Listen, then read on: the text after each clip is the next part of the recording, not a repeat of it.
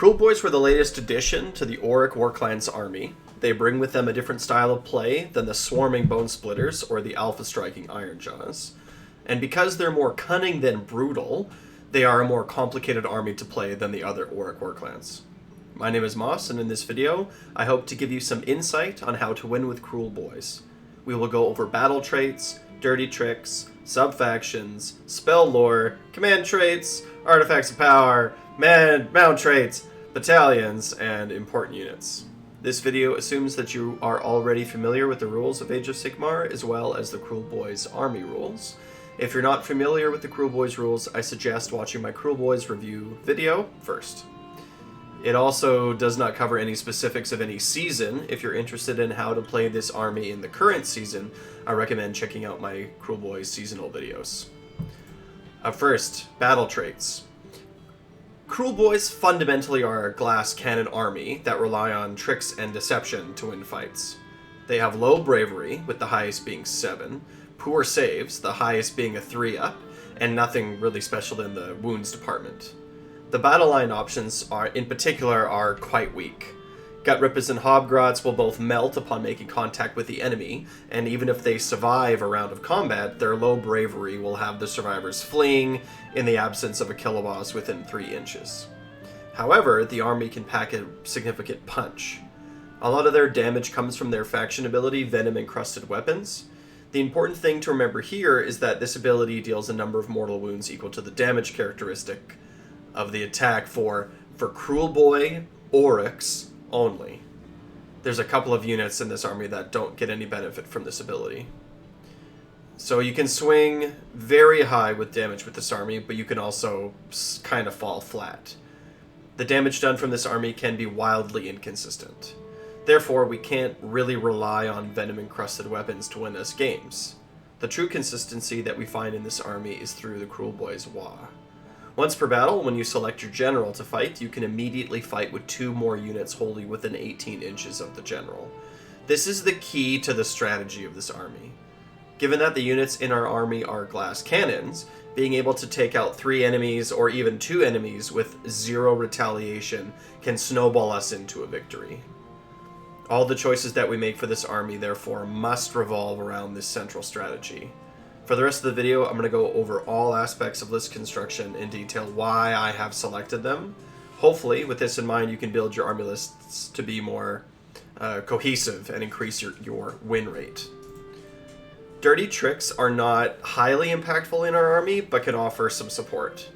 The problem with dirty tricks in general is that most of them are contingent on multiple dice rolls to have any impact.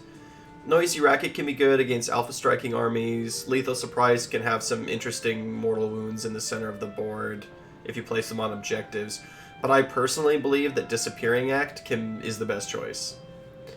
This dirty trick slows your opponent down and keeps them on their side of the board for some extra time.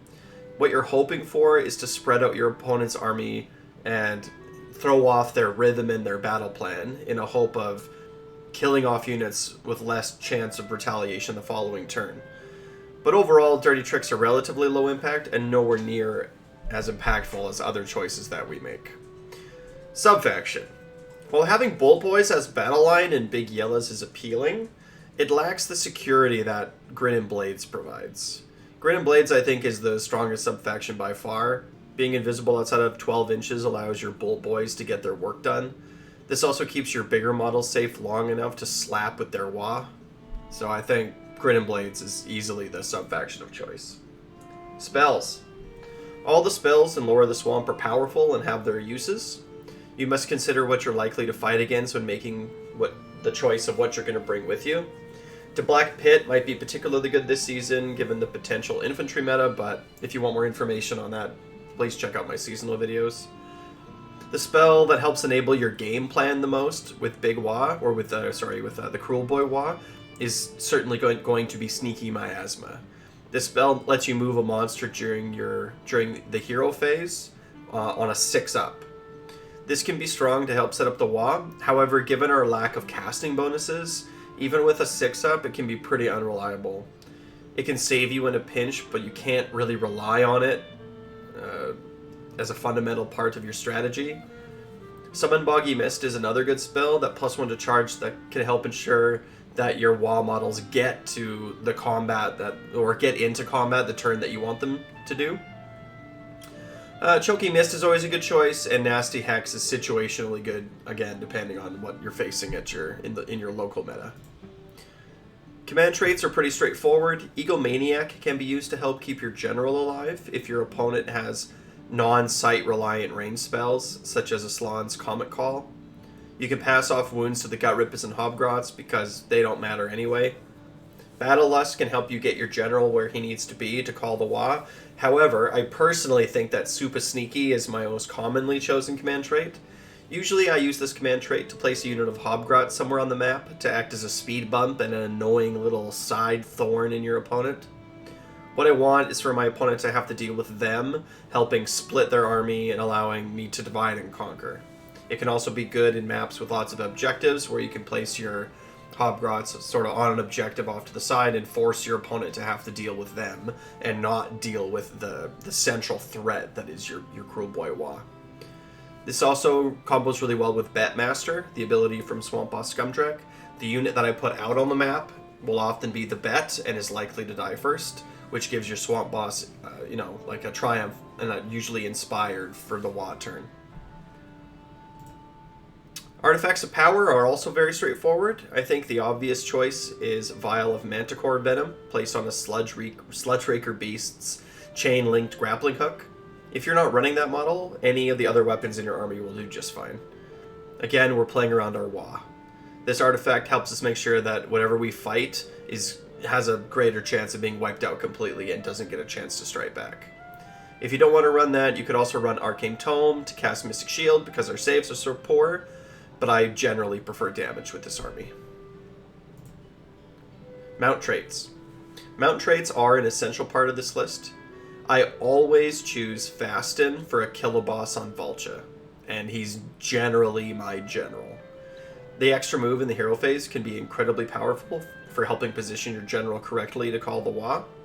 This mount trait lets you move 28 inches that turn before you attempt to charge. So he could be off on the side doing something helping out and then zip into place to call a Wa. You can use the same mount trait on a Sludge Raker as well. Whichever unit's going to be your general should really be taking advantage of this mount trait. Battalions. Battalions can offer us some good utility.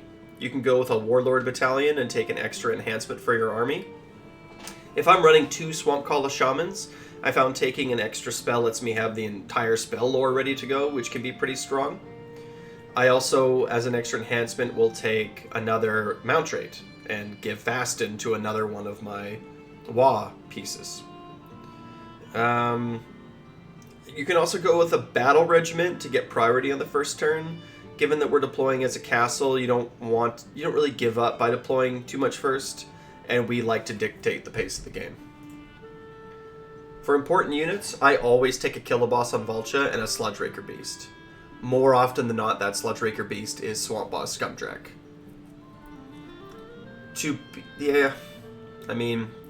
The other 2 really important parts of the Wa Force, you can either take a Break-a-Boss on Troggoth or a Kiloboss on Gnashtooth.